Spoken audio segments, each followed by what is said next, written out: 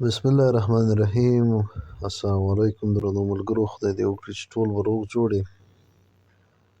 ملګرو، په نننۍ ویډیو کې زه تاسو ته ښیم چې څنګه کولی شو له یوټیوب، فسبوک، ټیک ټاک یا له ګوګل کې چې څومره هر قسمه ویډیو چې مثلا تاسې یې خوښه شوي او غواړئ چې خپل موبایل کې ذخیره کړئ، مطلب ډاونلوډ یې کړئ، په څه طریقه یې کولی شو. په فسبوک کې هم ویډیو خوښه شوه، یوټیوب کې هم خوښه شوه، نو د هر قسمه ویډیو ډاونلوډول دپاره یو بهترین اپلیکیشن دی چې د هغې په توسط کولی شو په ډېر اسانه طریقه باندې ویډیو ډاونلوډ کړو، که هغه په هر پلیټفارم کې، مطلب یوټیوب کې، فسبوک کې. نو د دغه اپلیکیشن په پلی سټور کې نه پیدا کېږي، که پیدا شي هغه یې مثلا هغه دوهمي. او راځو ګوګل ته، په ګوګل باندې کلیک کوو او دلته ورکوو سنیپ ټیوب. ګوره تاسې ته د اول کې راځي، ما تیار سرچ کړی سنیپ ټیوب، لینک به مې تاسې ته ډسکرپشن کې درکړم، او دغه اول کوم لینک چې تاسې ته راغی په دې به کلیک وکړئ او سمپل ډاونلوډ باندې به کلیک وکړئ، ډاونلوډ به روان شي. دا چې ما مخکې ډاونلوډ کړی دی له دې نه مخکې چې کله ډاونلوډ شو، راځم تاسې ته د استعمال طریقه ښیم. دغه همدې اپلیکیشن باندې کلیک کوو. کله چې په اپلیکیشن کلیک وکړو نو تاسې ته به هغه د یوټیوب ویډیوګانې راخلاصې شي، کولی شئ بیا فسبوک، ټیک ټاک، هر یو چې غواړئ تاسې پکې سرچ کړئ او ویډیوګانې ترې ډاونلوډ. دا تاسې ته ګوره یو ویډیوګانې راغلی د یوټیوب، مثلا دی کې هم هره ویډیو خوښیږي یا غواړئ مثلا نورې سرچ کړئ.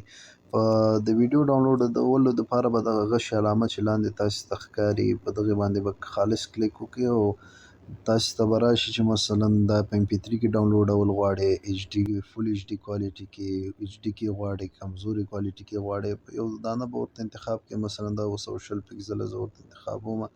دا به داسې کراس کې ګوره سټارټ ډاونلوډینګ ویډیو، تاسې دا ویډیو به ډاونلوډ ته واچول شي، پاس تاسې ته ښکاري چې ډاونلوډ یې شروع شو. په اسانه طریقه کولی شئ له یوټیوب څخه هر قسمه ویډیو ډاونلوډ کړئ.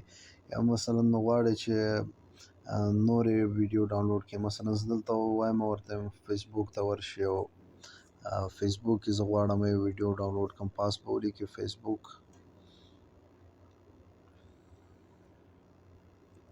ګوره زما فسبوک صفحه را خلاصه کړه او زه غواړم مثلا په دې فسبوک کې ویډیو ډاونلوډ کړم.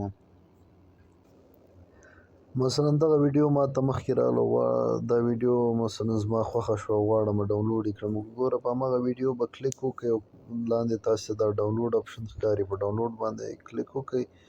بس دا ګوره دا ورته انتخاب کړئ او ډاونلوډ به شروع شي. ګوره تاسې ته ډاونلوډ کمپلیټ، مثلا دا ډاونلوډ مې کمپلیټ شو، دا ویډیو ما ته څه شو ډاونلوډ شوه.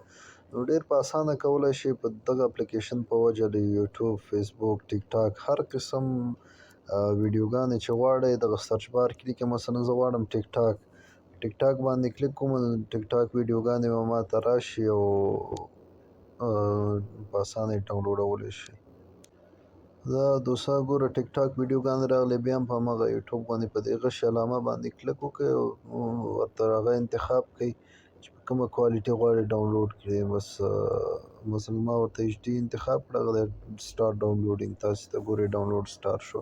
ټول ډاونلوډ څومره ډاونلوډ چې کوئ تاسې دلته کتلی شئ. ګوره ما چې څومره ډاونلوډ وکړه په دغه ساحه کې ما ته خپل ډاونلوډ معلومیږي.